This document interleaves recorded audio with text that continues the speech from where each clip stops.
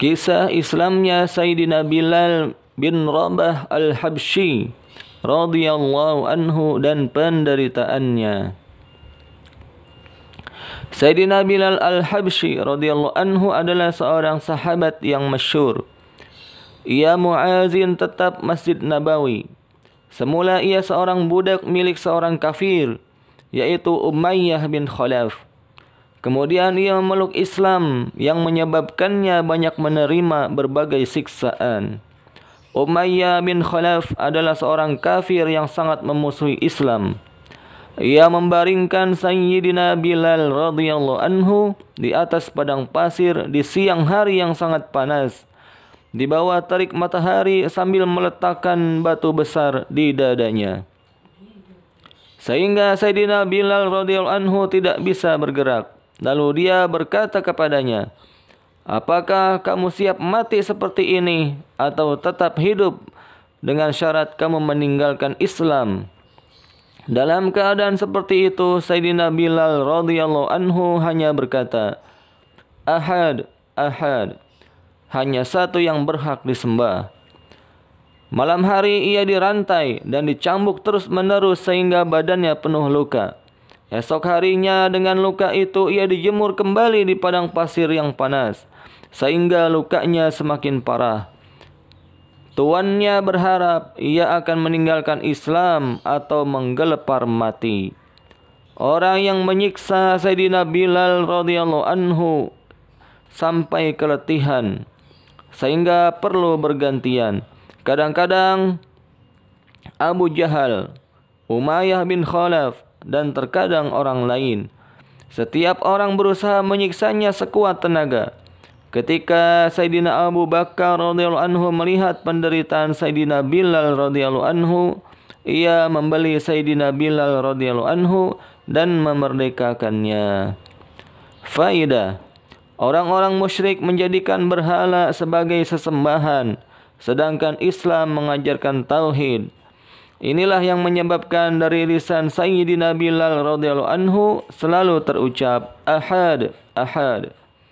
Hal itu karena hubungan dan cintanya yang tinggi terhadap Allah Subhanahu wa taala.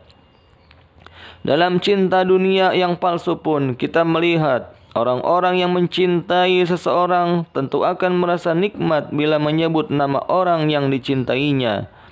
Kadangkala tanpa tujuan yang jelas namanya akan disebut-sebut. Lalu bagaimana dengan cinta kepada Allah Subhanahu wa taala yang mendatangkan kesuksesan dunia dan akhirat? Karena cintanya kepada Allah Subhanahu wa taala, inilah Sayyidina Bilal radhiyallahu anhu didera dengan segala siksaan.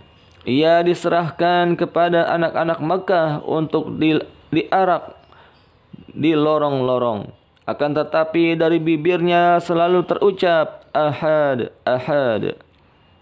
Dengan pengorbanannya itu ia mendapat kehormatan sebagai muazin baginda Nabi sallallahu alaihi wasallam, baik ketika tinggal di Madinah maupun dalam perjalanan. Setelah baginda Nabi sallallahu alaihi wasallam wafat, ia tinggal di Madinah untuk beberapa lama. Akan tetapi karena melihat baginda Nabi sallallahu alaihi wasallam sudah tidak ada di tempat, sulit baginya untuk terus tinggal di Madinah Thayyibah. Oleh karena itu ia berniat menghabiskan sisa hidupnya untuk berjihad di Syam. Ia pun berangkat berjihad dan beberapa lama tidak kembali ke Madinah. Ia kembali ke Madinah.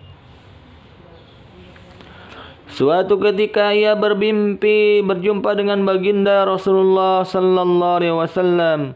Beliau bersabda dalam mimpinya, "Wahai Bilal, masihkah kamu setia kepadaku? Mengapa kamu tidak pernah menziarahiku?" Begitu bangun, ia segera pergi ke Madinah. Setibanya di sana, Sayyidina Hasan dan Sayyidina Husain radhiyallahu anhuma memintanya untuk mengumandangkan azan. Ia tidak dapat menolak permintaan kedua orang yang sangat dicintainya itu. Dia pun memulai azan. Tatkala suara azan seperti pada masa hidup baginda Rasulullah sallallahu alaihi wasallam, sampai di telinga penduduk Madinah. Madinah pun gempar. Para wanita pun menangis dan keluar dari rumah-rumah mereka. Setelah tinggal beberapa hari di Madinah, ia pun kembali ke Syam. Menjelang tahun 20 Hijriah, dia wafat di Damaskus. Dari kitab Usunul Ghobah. Alhamdulillah, kita telah dengarkan kisah Islamnya Sayyidina Bilal bin Rabah Al-Habsyi radhiyallahu anhu dan penderitaannya. Semoga dari kisah ini menambah semangat kita untuk mengamalkan agama, memperjuangkan agama.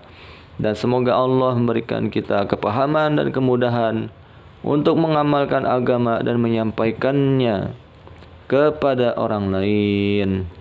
Kita tutup dengan doa kifarahan majlis. Subhanakallahumma bihamdika asyhadu an la ilaha illa anta astaghfiruka wa atubu ilaik.